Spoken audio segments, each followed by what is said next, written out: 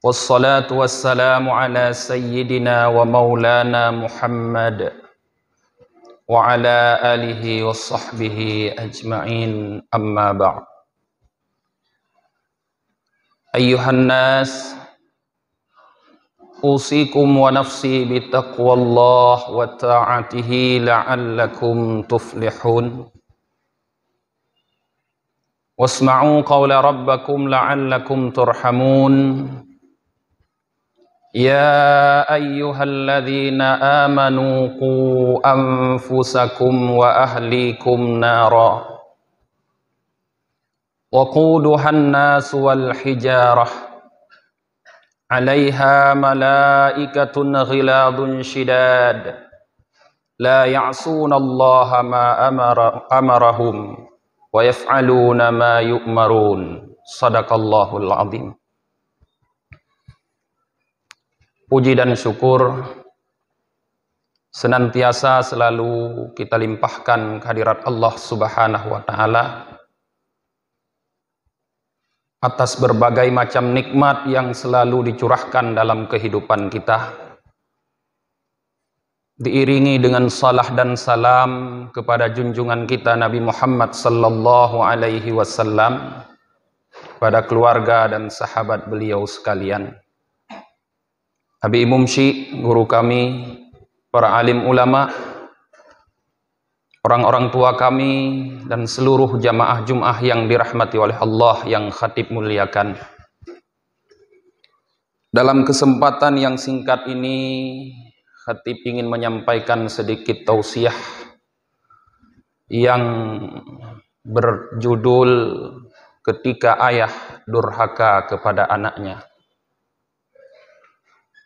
Jamaah Jum'ah yang dirahmati oleh Allah Subhanahu wa Ta'ala, anak merupakan anugerah terbesar yang Allah berikan di dalam kehidupan kita. Oleh karena itu, setiap anugerah yang merupakan nikmat dari Allah Subhanahu wa Ta'ala dituntut kepada kita untuk mensyukurinya. Washkuruli wala takfurun, kata Allah. Bersyukurlah kalian kepadaku, jangan kalian kufur. Apabila kita mampu mensyukuri, maka nikmat anugerah tersebut akan bermanfaat dalam kehidupan kita. Tapi apabila kita mengkufuri anugerah yang telah Allah berikan tersebut, jadilah dia mudarat di dalam kehidupan kita. La in syakartum la azidannakum wa la in kafartum inna adzabi lasyadid. Jika kalian bersyukur, akan aku tambah nikmat tersebut, tetapi jika kalian kufur, azabku sangat pedih, kata Allah Subhanahu wa Ta'ala. Mensyukuri anugerah anak yang telah Allah berikan kepada kita para jamaah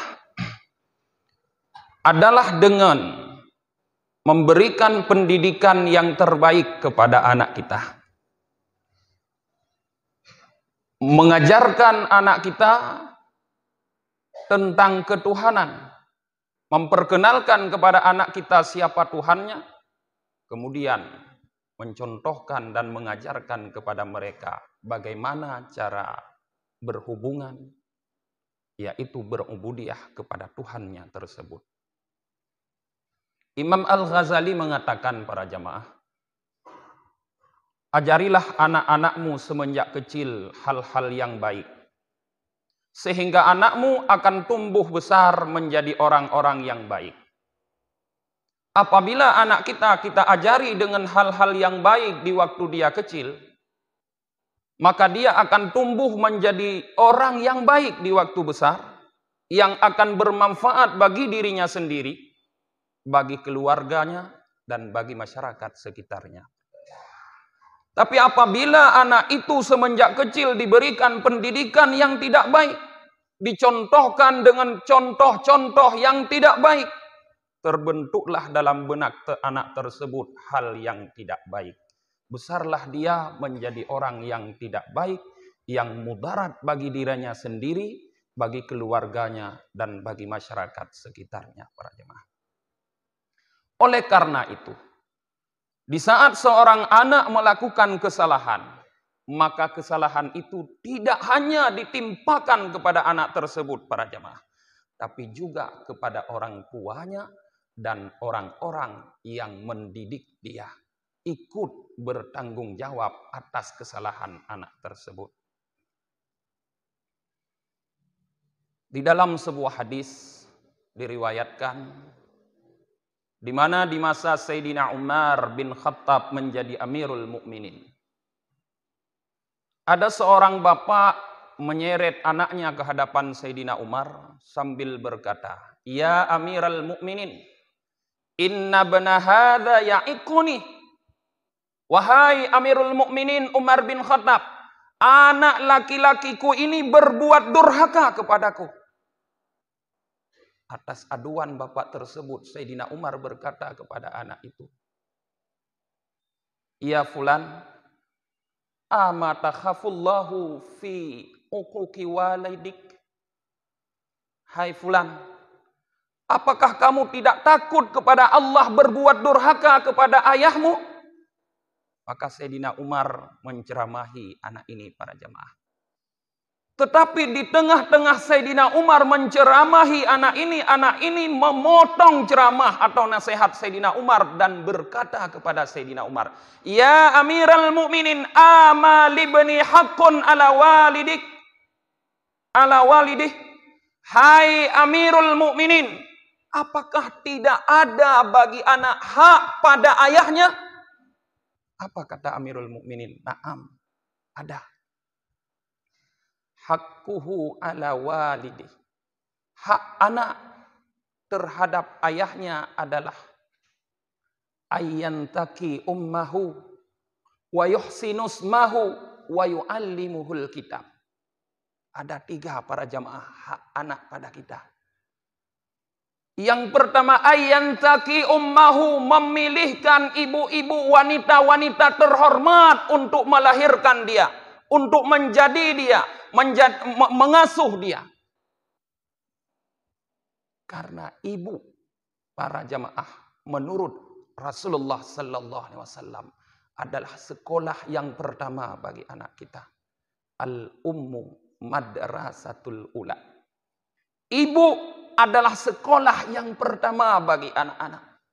Apabila ibu adalah wanita-wanita yang terhormat, wanita-wanita yang baik, maka dia akan mendidik anak-anak yang dilahirkan olehnya menjadi anak-anak yang baik, yang saleh, yang taat kepada Allah dan berbakti kepada orang tuanya. Tapi apabila ibunya adalah wanita-wanita yang jahat, yang setiap hari anak itu dengan ibunya, terdidiklah anak itu menjadi anak-anak yang jahat, mengikuti perangai dan cara-cara ibunya di dalam kehidupan sehari-hari. Menjadilah anak itu anak yang jahat. Maka Rasulullah memesan kepada kita, para jemaah, orang laki-laki, di dalam memilih istri itu harus sangat selektif.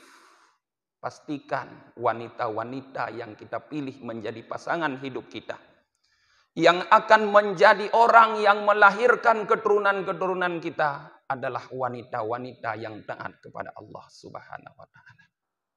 Memang Rasulullah mengatakan ada 4 faktor yang mendorong laki-laki suka ingin menikahi wanita. Tungkahul mar'atu li arba, kata Rasulullah. Wanita itu dinikahi karena 4 alasan. 5 liha. Yang pertama karena alasannya. Seorang laki-laki pasti tertarik suka kepada wanita yang kaya. Urang inong yang kana kerja, yang KPNS, dan sebagainya. Pasti tertarik.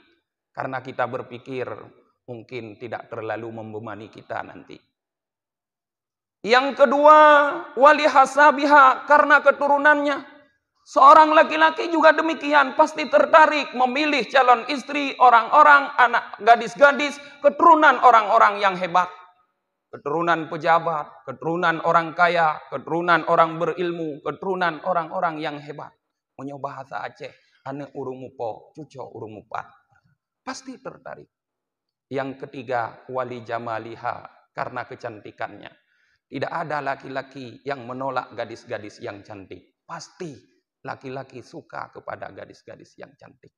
Tapi Rasulullah menekankan pada ujungnya nanti, walidiniha, dan karena agamanya. Ada faktor yang terakhir, kata Rasulullah, yang membuat laki-laki ingin menikahi wanita. Lidiniha, karena agama wanita tersebut. Artinya wanita tersebut adalah wanita salehah. Terserah kurang cantik, terserah kurang kaya, terserah anak siapa. Tapi dia adalah wanita salehah.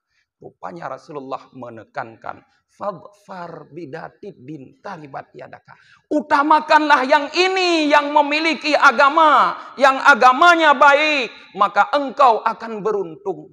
Artinya para jemaah, di dalam memilih istri, jangan terlalu terpesona dengan kecantikan. Jangan terlalu terpesona dengan kekayaan dan keturunan. Tapi lihatlah bagaimana agama calon istri kita atau calon istri anak-anak kita. Kalau agamanya baik, insya Allah dia akan melahirkan keturunan-keturunan yang baik, anak-anak yang baik, yang akan menjadi anak yang berguna bagi kita, keluarganya, dan masyarakat sekitar para jemaah. Dan tidak akan membebankan kita di hadapan Allah Subhanahu wa Ta'ala. Yang kedua, wa yuhsinus mahu. Hak anak pada ayah adalah memberikan anak itu nama terbaik. Maka di saat kita dilahirkan seorang anak, laki-laki ataupun perempuan para jemaah, tanyalah kepada orang-orang yang mengerti, yang paham bahasa, apa nama yang terbaik yang harus kita berikan kepada anak kita. Jangan memilih nama yang populer. Kadang-kadang nama yang populer tidak baik para jemaah. Tetapi carilah nama yang terbaik walaupun tidak populer. Karena nama adalah sesuatu yang selalu dengannya kita dipanggil. Setiap hari kita dipanggil dengannya para jemaah. Dan panggilan itu adalah doa. Nama yang terbaik adalah doa yang terbaik untuk anak kita para jemaah. Yang ketiga, wa yu'allimuhul kitab. Hak anak kepada ayah, yaitu ayahnya mengajarkan kepada anaknya Alkitab. Artinya Al-Quranul Karim. Kalau kita berbicara tentang Al-Quran para jemaah, jangan pernah kita berpikir, atau kalau dulu kita berpikir seperti itu, tepislah pikiran itu. Bahwa mengajarkan Al-Quran adalah mengajarkan membaca Al-Quran. Maka sudah terbiasa masyarakat kita Aceh, dari anak itu masih kecil, kita ajarkan dia membaca Al-Quran. Tapi sayangnya ternyata setelah dia mampu membaca Al-Quran, kita tinggalkan dia tanpa lagi kita peduli apakah selanjutnya yang harus kita berikan kepada dia. Legi tanyo urang Aceh asai anu mit kajut dibaca Quran kata gusuk dada kahebat tanyo anu kajarong baca Quran. Akhir-akhir ini asal anak kita sudah mampu menghafal Quran kata gusuk dada legi tanyo para jemaah anu long ka hafid leb lohju tak nyoban bui sudah bak pesantren tahfidz hebat. Padahal tujuan daripada mengajarkan Al-Quran bukan itu para jemaah. Bukan kebanggaan dengan mampunya, dengan bagusnya anak kita membaca Al-Quran. Bukan kebanggaan dengan baiknya anak kita menghafal Al-Quran sehingga disebut dia Al-Hafidh. Bukan. Tetapi tujuan mengajarkan Al-Quran adalah mengajarkan isi Al-Quran, menanamkan isi Al-Quran dalam benak anak kita. Sehingga dimanapun dia tetap mengamalkan isi Al-Quran tersebut. Intinya adalah pengamalan. Maka orang tua harus memastikan para jemaah anaknya mengamalkan isi daripada Al-Quranul Karim. Kembali lagi kepada cerita hadis tadi para jemaah. Di saat anak itu mendengar penjelasan Amirul Mukminin tentang hak anak pada ayah, dia mengatakan, "Ya Amirul Mukminin, wahai Amirul Mukminin, tidak ada satupun dari 3 hak itu yang diberikan oleh ayahku kepadaku. Ibuku adalah wanita budak hitam yang dia beli dengan harga 400 dirham. Sedangkan dia memberikan aku nama Ju'la." Ju'la itu para jamaah di zaman dulu sebutan untuk kelelawar. Dan belum pernah dia Amirul Mukminin, wahai Amirul Mukminin, mengajarkan kepadaku walau kana ayatan, sekalipun 1 ayat. 1 ayat pun dia belum pernah mengajarkan kepadaku.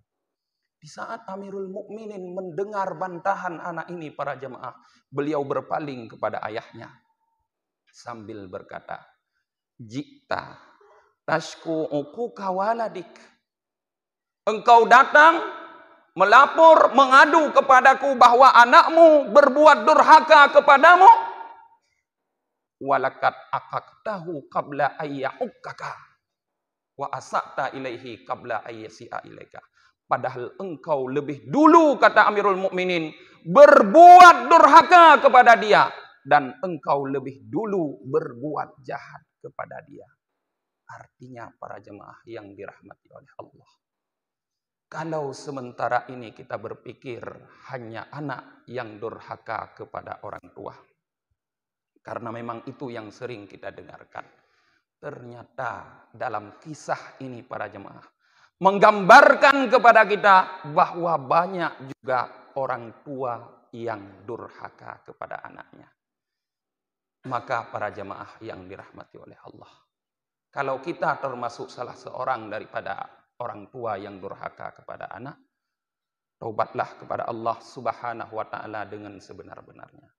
Mohon ampun, perbaiki kesalahan kita, arahkan anak kita menjadi anak yang terbaik. Kalau kita belum diberikan oleh Allah Subhanahu wa taala anak, sehingga masih ada kesempatan, terutama yang belum beristri, mulai dari memilih istri wanita yang saleh, kemudian menyiapkan nama-nama yang terbaik untuk anak, dan bersungguh-sungguh mengajarkan kepada anak itu isi daripada Al-Quranul Karim. Seperti dikatakan oleh Allah Subhanahu wa taala kepada Nabi Ismail yang dihikayahkan dalam Al-Quran, "Wa'mur ahlaka bis-shalah wastabir 'alaiha la nas'aluka rizqah." Perintahlah anakmu untuk melakukan salat dan bersabarlah terhadapnya. Kami tidak minta kepadamu rizki. Artinya mengajarkan anak Al-Quran para jamaah, memastikan anak untuk mengamalkan Al-Quran, diantaranya memastikan anak kita melakukan ibadah salat sehari semalam 5 waktu harus penuh dengan kesabaran. Mudah-mudahan tausiah singkat ini dapat bermanfaat kepada khatib sendiri dan kepada sidang jamaah semua. Alhamdulillah alladzi hadana li hadza wa ma kunna linahtadiya laula an hadana Allah. Asyhadu an la ilaha illallah wahdahu la syarika lah. Wa asyhadu anna Muhammadan abduhu wa rasuluh. Allahumma salli wa sallim wa barik ala Muhammad wa ala alihi wa sahbihi ajma'in. Ibadallah, ittaqullaha haqqa tuqatih wa la tamutunna illa wa antum muslimun. Qala Allah subhanahu wa ta'ala fil Qur'anil Karim. Bismillahirrahmanirrahim. Ya ayyuhalladzina amanu qu anfusakum wa ahlikum nara wa quduhan nas wal hijarah 'alaiha malaikatun ghiladun shidad la ya'sunallaha ma amarahum wa yaf'aluna ma yu'marun. Barakallahu li wa lakum fil Qur'anil azim wa nafa'ani wa iyyakum bima fihi minal ayati wa dzikril hakim wa taqabbala minni wa minkum tilawatahu innahu huwal ghafurur rahim.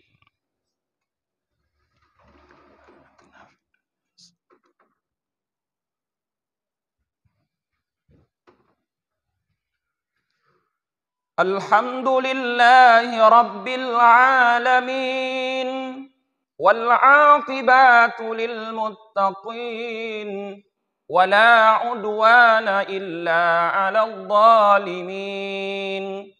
Ashhadu an la ilaha illallah wahdahu la syarika lah wa ashhadu anna Muhammadan 'abduhu wa rasuluh.